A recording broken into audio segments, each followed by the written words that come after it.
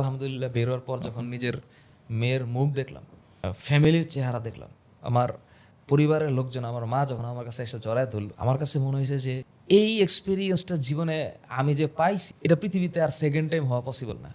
তাহলে second time হইতে গেলে এত মানুষকে আবার জেলে ঢুকতে হবে, আর ওই সময় গভর্নমেন্ট চেঞ্জ হইতে হবে, যেটা পৃথিবীতে বইলে হওয়া সম্ভব না। সো জেলখানায় আমরা এটাও ফিলিংস পাইছি যে জেলখানায় বইসা গভর্নমেন্ট চেঞ্জ হয়ে গেছে, আর জেলখানায় বইসা আমাদের মামলা সব খারিজ হয়ে যাবে, এবং খারিজ হয়েছে ইনশাল্লাহ।